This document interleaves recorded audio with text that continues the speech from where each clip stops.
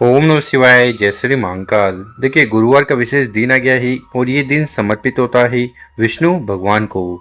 तो आज के इस उपाय में आपको इस प्रकार से बेलपत्र लेना है, 11 चने की दाल लेना है और विशेष तरीके से शिवलिंग पर जाकर ये उपाय कर लेना है। इस उपाय करने के बाद संकट दुर्भाग्य समाप्त होंगे और कामना पूर्ण होगी। चाहे वो आपकी नौकरी को लेकर हो, धन संपदा को लेकर हो, विवाह को लेकर हो या व्यापार को लेकर हो। तो भगवान भोलेनाथ को प्रसन्न करने के लिए गुरु जी ने अचूक उपाय बताया है। कैसे करना है वो बताएंगे। उसके पहले इस वीडियो को लाइक कर दें, चैनल पर नए हो सब्सक्राइब कर दें और कम से कम 3 लोगों के साथ व्हाट्सएप पर इस वीडियो को जरूर शेयर करें, उन लोगों की मदद करें। तो आज की इस वीडियो में हम आपको 3 उपाय बताने वाले हैं। तीनों उपाय एक से बढ़कर एक होने वाले हैं और आखिरी वाला जो उपाय है ये बिल्कुल करने से मत चूकना। तो जान लेते हैं गुरु जी द्वारा बताया गया पहला वाला उपाय। इस उपाय करने के बाद कैसी भी समस्याएं, बाधाएं, परेशानी आपके जीवन में है वो समाप्त होगी। आपके कार्य बनने लगेंगे और जो भी दिल की बात है, इच्छा है, मनोरथ है ना, वो पूर्ण होने लगेगी। इस वाले उपाय के लिए जो सबसे पहले सामग्री आपको चाहिए वो है गुड़ के टुकड़े। तो इस प्रकार से 1-2 गुड़ के टुकड़े इस वाले उपाय के लिए ले लेने हैं। इसी के साथ जो अगली सामग्री है वो है बेलपत्र। कितने बेलपत्र की जरूरत है? तो मात्र आपको एक बेलपत्र लेना है, ठीक। और वो कहीं से टूटा फूटा ना हो, क्योंकि गुरु जी कहते हैं कि शिवलिंग के ऊपर कोई भी कभी भी खंडित चीज समर्पित नहीं की जाती।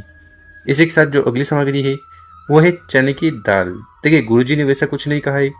आप 7 दाने, 11 दाने, 21 दाने, इस प्रकार से विषम संख्या में चने की दाल ले लेना है।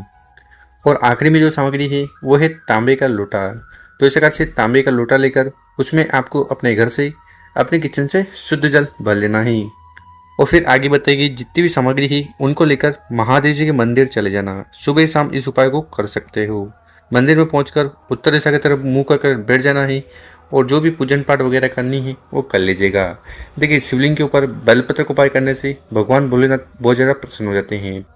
गुड़ का उपाय करने से घर में जो अंधकार चल रहे हैं वो समाप्त होंगी, तेज की वृद्धि होगी।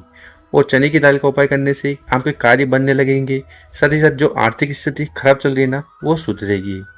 तो इस उपाय में सबसे पहले करना क्या है, उन गुड़ के टुकड़े को उठाना है, जल के लोटे में सम्मिलित कर लेना है। तो इस प्रकार से गुड़ वाला जल तैयार कर लेना। उसके बाद जो चने की दाल है, ठीक है, चाहे 3 दाने हो, 5 दाने हो, 7 दाने हो, एक एक चने की दाल को उठाना है और शिवलिंग के ऊपर समर्पित करते जाना है। पंचाक्षर, षडाक्षर, ओम नमः शिवाय, श्री शनमस्तिभ्यम, इन मंत्रों का जाप करते हुए, ठीक। उसके बाद जो एक बेलपत्र है उसको उठाना है और आपकी जो भी कामना है, इच्छा है, जो आप चाहते हो कि पूर्ण हो जाए, उसके लिए प्रार्थना करते हुए उस बेलपत्र को शिवलिंग के ऊपर उल्टा समर्पित कर देना है। बेलपत्र की डंडी होगी जलाधि की तरफ, बड़ी पत्ती होगी आपकी तरफ, ठीक। और आखिरी में जो गुड़ वाला जल है उसको उठाना है और उसको भी आपको शिवलिंग के ऊपर समर्पित कर देना है। शिव पुराण का जो मूल मंत्र है उसका स्मरण करते हुए और फिर शिवलिंग के पास बैठकर भगवान भोलेनाथ से प्रार्थना करना है कि हे भोलेनाथ, हे श्री शंभु, हे त्रिकालदर्शी, मेरे जीवन में जो भी दुख, परेशानी, समस्याएं, बाधाएं हैं उन्हें समाप्त करें और कामना को पूर्ण करें। देखिए, गुरु जी क्या कहते हैं कि अगर आप शिवलिंग के ऊपर स्वर्ण दान नहीं कर पा रहे हैं, कहने का मतलब है कि अगर आप शिवलिंग के ऊपर सोना समर्पित नहीं कर पा रहे हैं ना, तो मात्र फिर आपको चने की दाल को समर्पित कर देना है।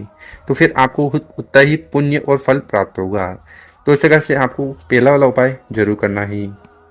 अब जान लेते हैं गुरु जी द्वारा बताया गया दूसरा उपाय। विशेषकर ये उपाय करने से माता लक्ष्मी जी की आप पर विशेष कृपा होगी, ठीक। धन दान से जुड़ी समस्या अगर आपके जीवन में आ रही है ना, वो समाप्त होगी। अब इस वाले उपाय के लिए जो सबसे पहले सामग्री चाहिए वो है कमल गट्टा।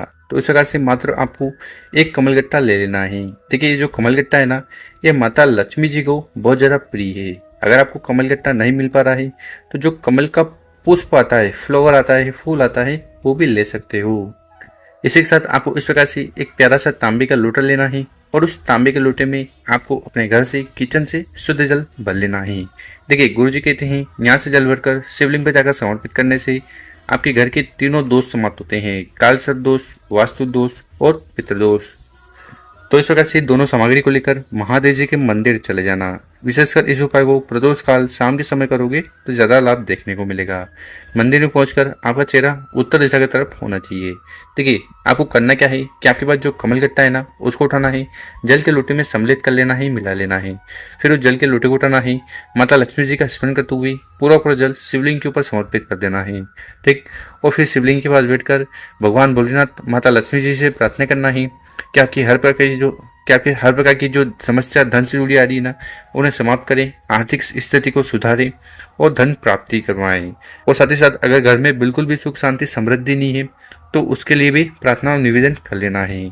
तो इस प्रकार से विशेषकर ये दूसरा वाला उपाय जरूर करिएगा।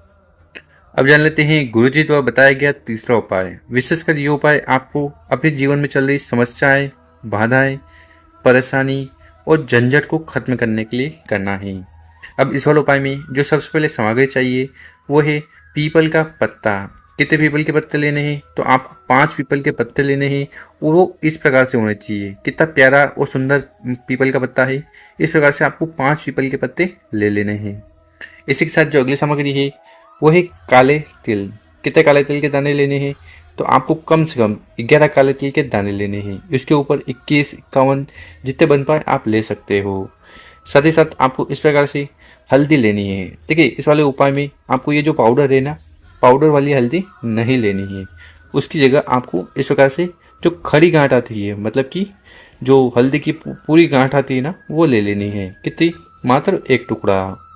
और आखिर में आपको इस प्रकार से तांबे का लोटा लेना है और उस तांबे के लोटे में पूरा जल भर लेना है। जल भर लिया, उसके बाद जो 5 पीपल के पत्ते बताए थे उनको उठाना है, ये जल के लोटे में डाल देना है। ठीक।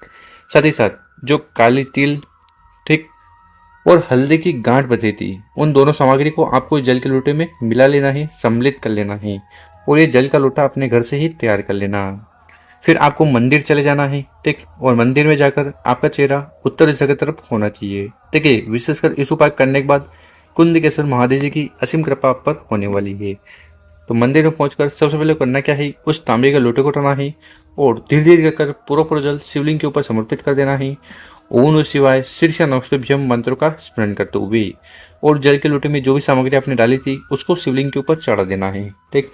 यहाँ पर जल चढ़ाओगे तो जल बहता हुआ जलाधारी की तरफ से नीचे आएगा। यहाँ पर अपना सीधा वाला हाथ रख देना है और उस जल का आचमन कर लेना है। आपको थोड़ा जल पी लेना है। ठीक।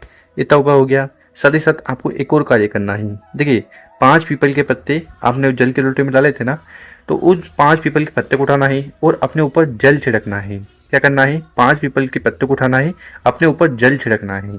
इससे क्या होगा? इससे आपके जीवन में जो भी समस्या है, बाधाएं हैं, परेशानियां हैं या किसी प्रकार के रोग हैं, बीमारियां हैं, वो समाप्त होने लगेगी।